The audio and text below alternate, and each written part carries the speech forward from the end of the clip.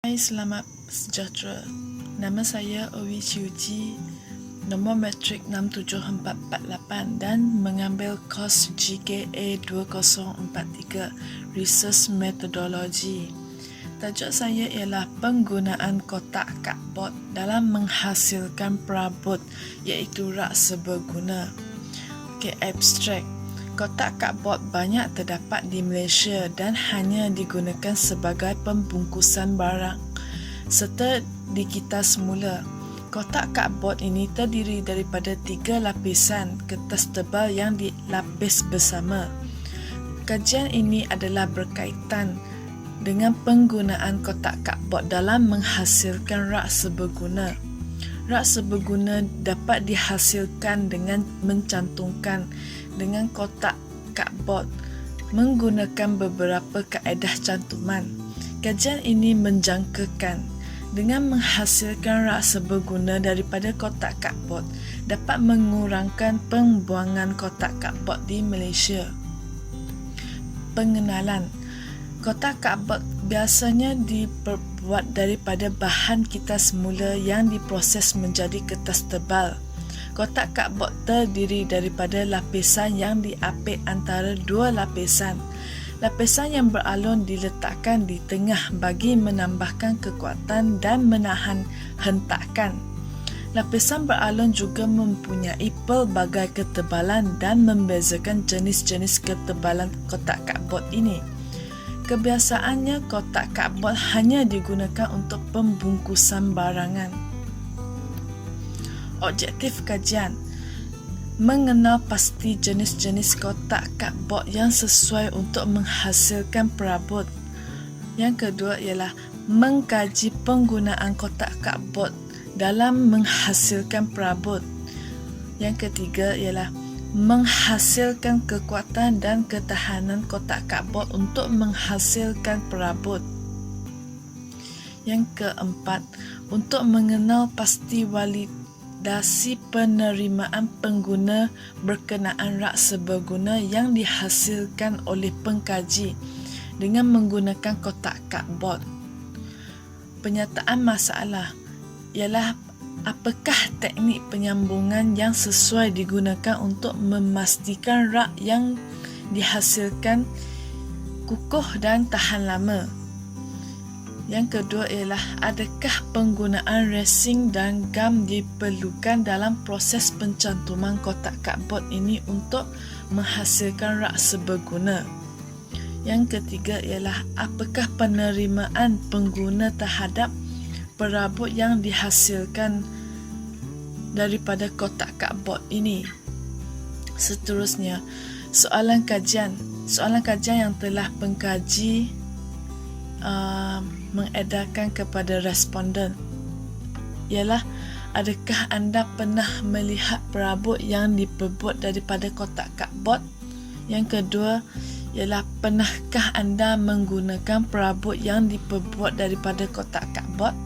Yang ketiga ialah, jika pernah, nyatakan perabot apakah yang pernah anda gunakan. Yang keempat ialah, adakah anda mempunyai rak pelbagai guna di rumah?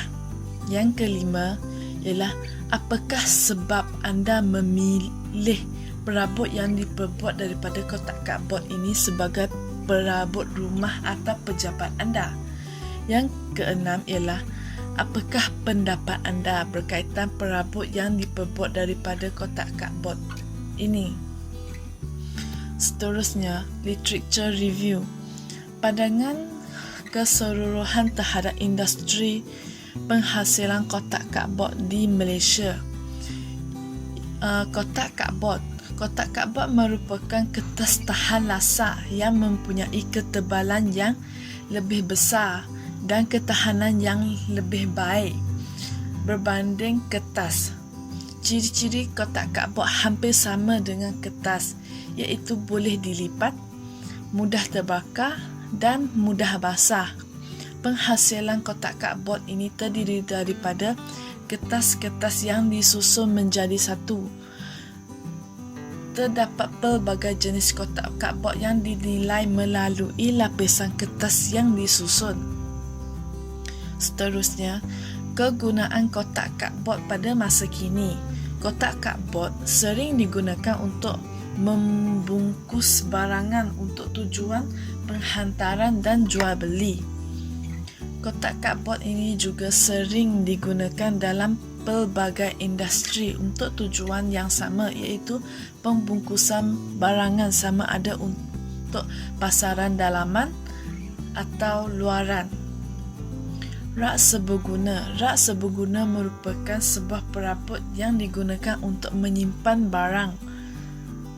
Rak seberguna kebiasaannya dipasang dengan pintu kaca atau terbuka.